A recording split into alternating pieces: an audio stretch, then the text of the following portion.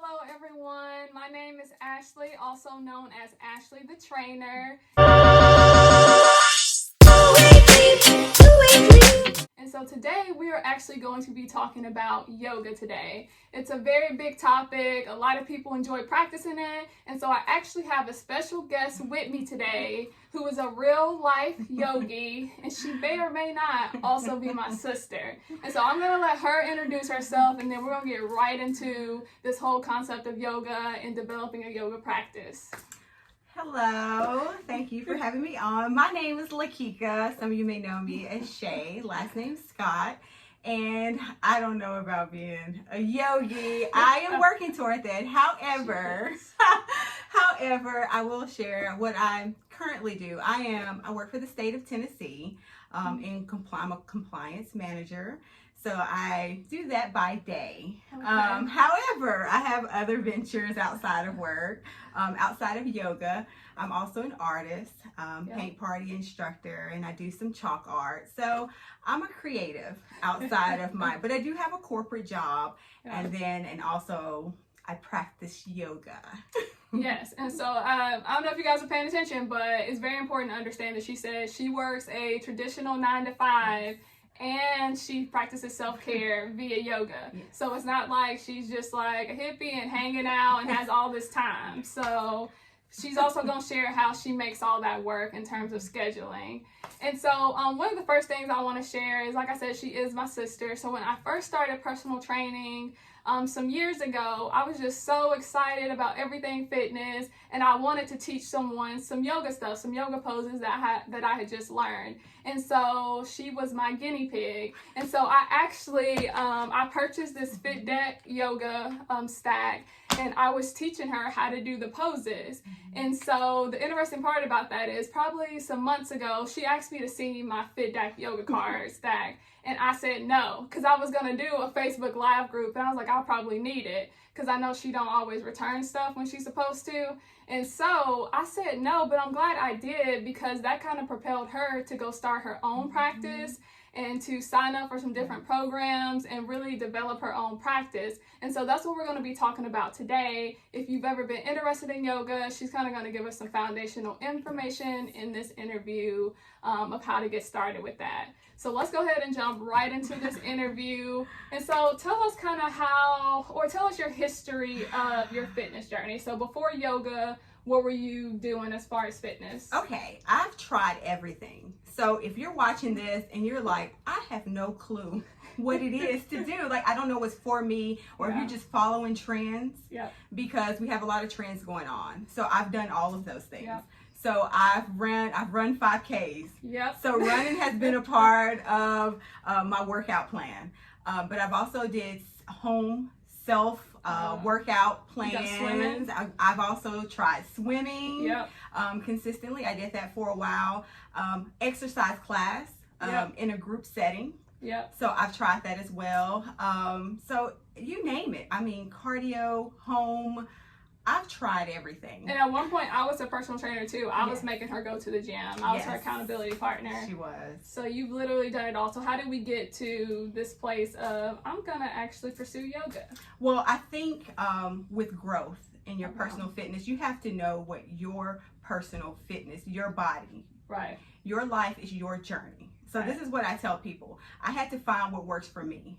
I looked around, and you get inspired by social media, people doing things. You look at social media, it's like, oh my God, you ran 7 miles today. I can do that. And then you do it, and you don't feel the same way they did about it, and you don't like it. And I also tried swimming. I said, I want to try something less impactful, which I do thoroughly enjoy swimming. So I will pick up swimming, and I'll talk to you about how that correlates to yoga. So actually, typically people do swim and do yoga. So that's one of the things. It's a low impact. But I also, the home exercise, the cardio, the intense classes, those are things I tried, and I said, you know what? I thoroughly enjoy the classes too. But given the circumstances that we're in, of course, with the pandemic, everything, all of those things cease. The group collective classes, those things. Going to a swimming pool. Those things are no longer an option. So people are forced to be creative and come up with ways to stay fit, or you could not stay fit. Whatever. But you want to stay fit.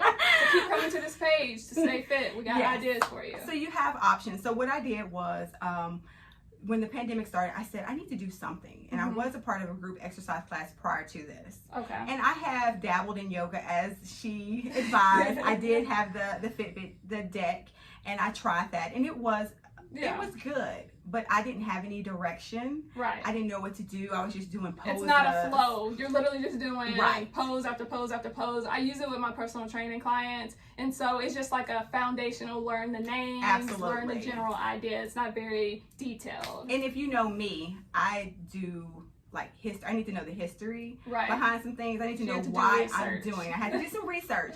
So I ordered a couple yoga books. I've subscribed to Yoga Journal. Because I wanted to understand. Right. Because there's some people. The practice as a whole and what the purpose is. Right. Because when I first started, I said, because I'm an art person. Yeah. I saw these beautiful, amazing poses that people were doing on social media. Right. I was like, oh my God.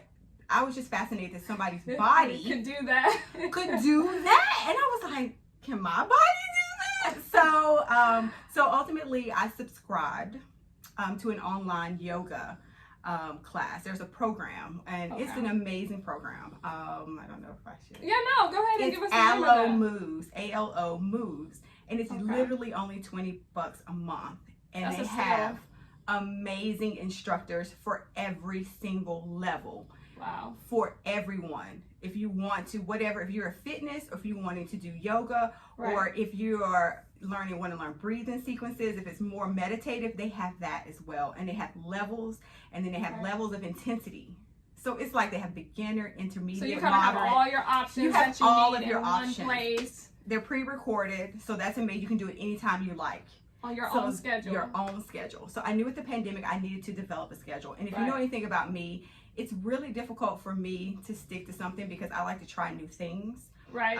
So a commitment thing has always been the thing for me. But with this yoga practice, I think I found a niche. Yay. That makes me happy. So I started with the videos, and I started journaling. So what do you put in your journal? What is a yoga journal? In my journal, with the ALO Moves, with that, I document how much time I spend with yoga every day. And then like the progress I feel. Okay. And so I did have a goal in mind. When I first started yoga, I'll be honest, I said, I want to do that pose. And I want to do that. And I want to do that pose. I want to be able to do that pose.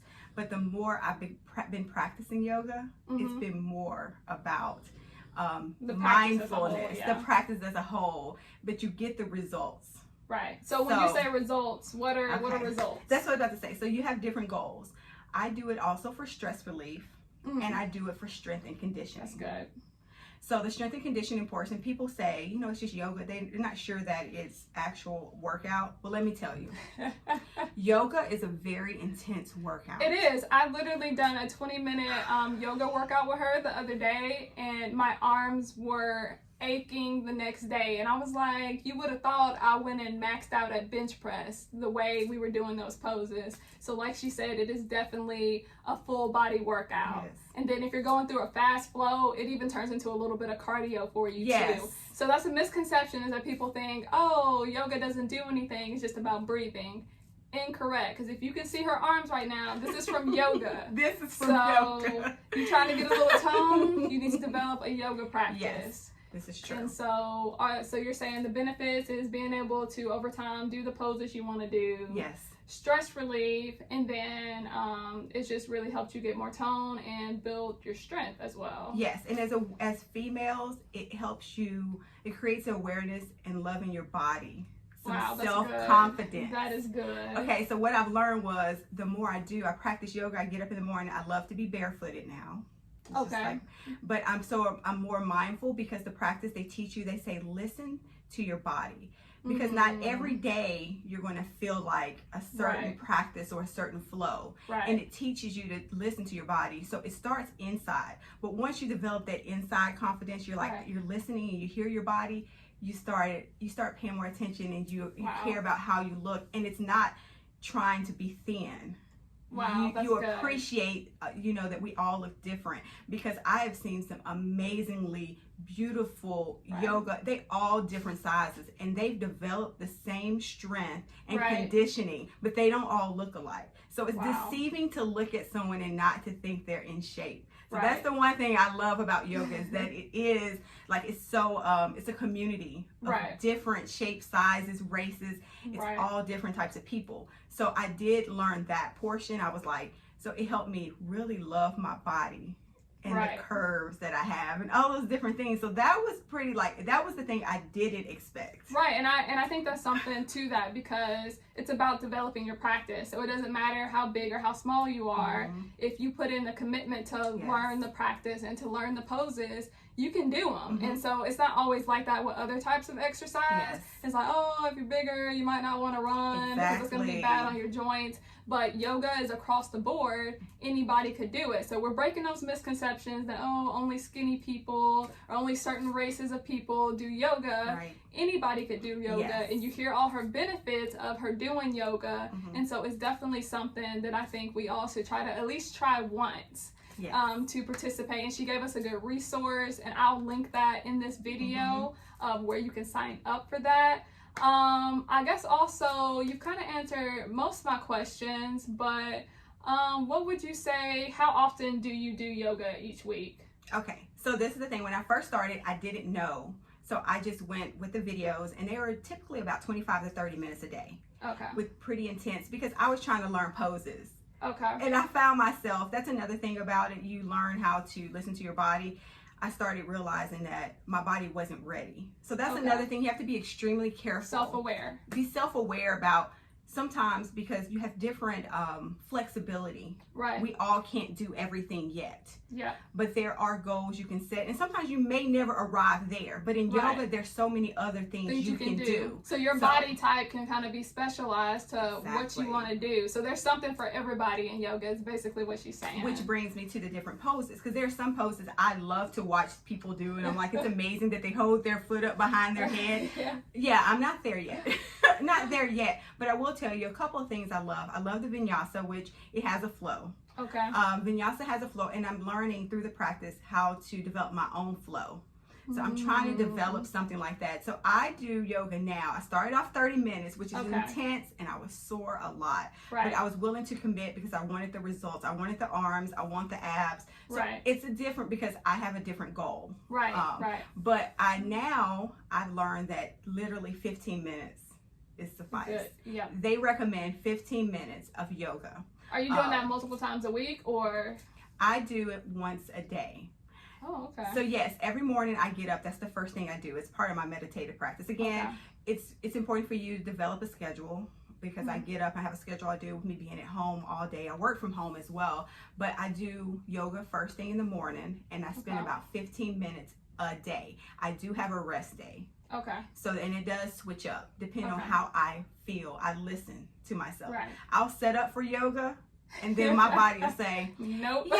So today, in which they encourage it, because there's different series within the app that I've subscribed to, that tell you they have a rest day designated. So you'll go on that day and it'll say rest day. But that's like awesome to think in 15 minutes that you can get all those benefits. And the reason why she's probably doing it 6 days out of 7 days a week is because she enjoys it. Because you're not going to do something you don't enjoy. So I think that's important to try new things, so you can see what you enjoy and what you don't enjoy. And that's just exciting to hear her say it's something that you can do every day, because not every type of exercise can you do every single day almost. And I do have a favorite pose. Okay, so I do have a least favorite pose. I will confess, I'm not the biggest fan of downward dog. That is probably my favorite pose. But it's supposed to be, as you develop. I have been committed to yoga 112 days. To be exact. So I've been fully committed to it, but the downward dog is getting easier. And it should. Because it takes a lot of hamstring, it's a lot of arm flexibility. It's really total body. It is. So that's one of those things that's a real yogi thing. That's supposed to be a resting pose. But I do in fact like the child pose, which is everybody likes the child pose, because it's like just hanging out. Yes, and then it enables you to breathe, because that's a part of the practice, is breathing sequences and awareness and listening to your body and resting and and actually just stretching your body to the limits. You have to challenge yourself too.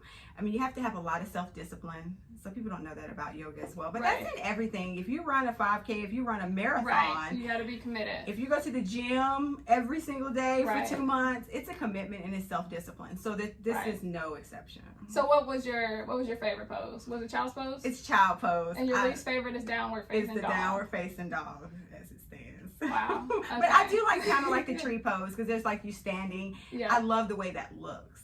I don't know. It's just kind of but yeah, I can do. I think that's growing on me as well. But what she didn't tell y'all is that she can also do headstands. Is that what it is? And I've also, since we've done it, I've gotten even better. But when you first started, you weren't able to do it. I couldn't do it. Okay, that's what I want to tell you. Okay. When I first started yoga, I said I want to be able to do a handstand. Okay. So I said, and then I looked and saw what you're supposed to do to get to that point. And there's a difference between the handstand and the headstand. The handstand requires tremendous arm strength, balance, and flexibility. Okay. So those things that I didn't really have. But is the handstand like the progression to? Yes. The ultimate goal is the handstand, which you have to really strengthen your arms. Oh, so it's head then hand. Yes. Okay. Because I can do the headstand, but then now there's another part of the headstand I can do because I've developed the strength in my arms from being consistent every single day. And then it's just like you planting something and you seeing it grow. Yeah. You know, when you develop that confidence in you. When I go do my arm handstand, so she'll probably I'll let her take a picture so she can post it, like the progress from how I went from just doing a headstand to this like an arm handstand. And how proud I was because it was an emotional moment because I said I've been working really hard consistently and here's the outcome. See the results. Yeah, and so that's good to see tangible results over time. And so I think it's also important, I wanted to know, is that I think that yoga is also a really good practice for athletes. And so we dabbled in it a little bit when I played high school basketball. We done a couple yoga classes. But when I got in college, I started kind of practicing it myself, and I noticed when I was running track how much more flexible it made me. So if you're an athlete out there or you have kids that are athletes, I totally suggest that you get them started in the yoga practice because it's going to increase their flexibility, which is going to increase their range of motion, which is going to make them more better athletes. And so that's something else that I wanted to point out. Let's see, what else do I want to ask you? So what is your favorite thing about yoga? Have you answered that question? I say my favorite thing is the flexibility that I'm developing. Because I'd like to say the mindfulness, it's amazing because I'm learning breathing sequences, but of course, who doesn't like to see results? Right. So I like to see that my arms are getting stronger and my legs are getting stronger and that I'm working out all of these parts of my body. I'm seeing results. Yeah. And see, my objective is also, it just depends on your goal, is not to lose weight. Yeah. So if that's, if you're, and you can lose weight. Yoga. But there's also a nutrition factor. That's all we'll leave it to the trainer. But there's so many different things. Yes, absolutely, because it is a workout. But I'm saying whatever your goal is. And we know that if you're building muscle, your body's going to naturally burn more calories. And so that's a part of losing weight. So yoga actually is a great way to lose weight, but it takes time and commitment, as we say with everything. And so that's probably the biggest is what the outcome is, that I have saw where I was 112 days ago versus where I am now. 112. I keep saying that because I'm just so proud of myself. You have to know me. Listen, because I'm like one of those, I'm over it, but I think this is something that really sticks, and I'm excited about going back to swimming, which I noted earlier. Swimming is non-impact, and it's a graceful thing. It requires you to work every part of your body, kind of like yoga and those total muscles. Body. It's a total body, so there's a correlation. Yeah. So I will, once things get better and we transition to opening things back up, I will probably venture out back into the water and still practice my yoga religiously. Right. And were you taking yoga classes in person at any point? Yes. Okay. That's the thing. I was taking yoga last year. I belonged to I went to a place. I went to Transparent Yoga. Okay. And it's off of the square in Murfreesboro, but I went there and I just loved the environment, the atmosphere. It was a real yoga studio. You know, it's not like going to the gym. I mean, no shade of going to the gym because you go do, it's just a practice. It's just a different environment. It's a different environment. Yeah. But they had the wooden floors and they had the mirrors and they had the, it was just like a retreat environment, and it was like a house. It was really amazing experience, but it helped me embody yoga as the practice because there's a history behind it, and that's why they did that. And so we get the benefits, and we brought it to more convenient locations like gyms, but to go somewhere and see where it started, that environment, the natural environment, because outdoors is an amazing place. I do yoga outside as well on my back porch as well, but I do that as well. But yes, I was going, and I look forward to going back and being with a community, being a part of community. I follow on social media.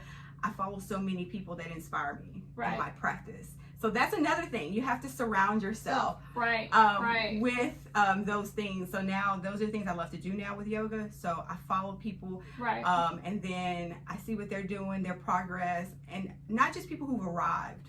I get people who are where I am. They're like, and I see them trying to do a headstand and toppling over. And I'm like, okay, so you do. This is normal. This is normal. You don't just go into flowing and being able to touch the floor every time you bend. So I was like, that's inspiring, motivating. But yes, I intend on going back and being part of a community, a yoga community, so that I can continue to be inspired. We can share stories, exchange stories. There's nothing like that. But that makes sense. But for now. And so what we'll have to do is I'll have to link those books that she has, as well as the yoga studio she was talking about. And then what else did you say? The app. And then she gave us a lot of good resources. And then also I wanted to point out that it doesn't cost a lot of money to have a yoga practice, because how much money have you spent on equipment? Oh my gosh. I still have the same yoga mat that I had from last year. I spent $5 at Five Below. Listen, and I have some yoga blocks from Walmart. I think I spent $9-10 for that. Still under $20. I bought a strap and it was under $10. Listen. So we're under $30, and she has the equipment she needs to do this. So money is not a factor. I mean, and you don't have to sign up for a subscription plan. Like we said, this Fit Deck yoga card deck, I think I might have spent $15 on that. So yoga, practicing it is actually relatively very inexpensive. So that is another good thing about yoga. Whereas some stuff, you got to go buy a bike and you got to go buy all this equipment. And so we see that with yoga, you don't have to do And that's a segue, just to let people know that too.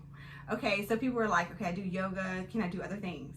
Yes, because guess what? I still would go do a 2-mile run or a mile run. And so I was trying to learn, should I do yoga first or should I run first? But actually, yoga loosens you up. To prepare you to go do those things. Like a stretch almost. It's like a stretch.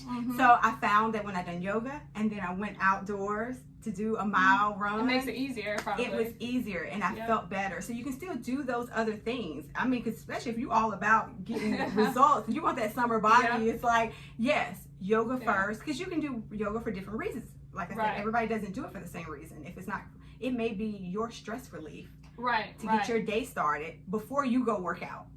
So for me, I always use yoga as a way to become more flexible, because I knew I could be a more dynamic athlete if I was more flexible, because I've always had hamstring issues, and so there's so many poses that require you to get hamstring flexibility, and so that's what I like to use yoga for. Personally, yoga's a little too slow for me. I like a little bit more high intensity stuff, but when I'm not in a mood for high intensity stuff, I like to do yoga. So you can do both, because I primarily like weightlifting and cardio, but when I'm like, I'm not really in the mood for that, I will definitely go do yoga. So that's the great thing about yoga, it's very versatile. Is there anything else you want to share with us? No, I just want to encourage people to find your thing. It exists. And try everything. There's nothing wrong with that. People are like, you're always doing stuff. No, you have to try. It's trial and error. That's how you learn. I have a bike downstairs, so I have also bike.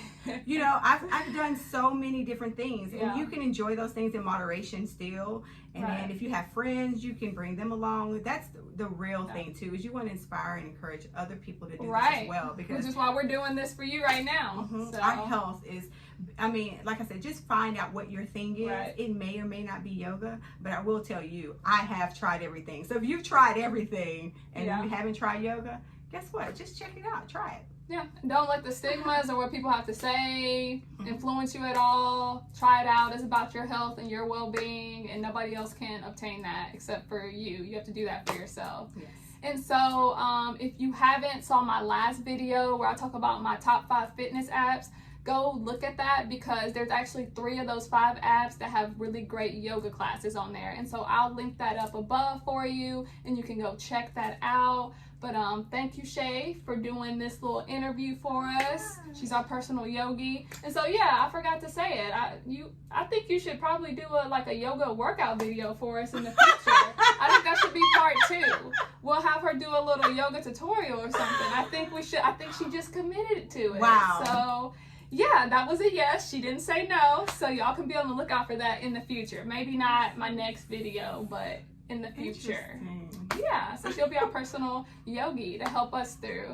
As well as, I just want to say, if you like what you saw here, make sure you hit the subscribe button, make sure you hit the like button, and as always, stay fit.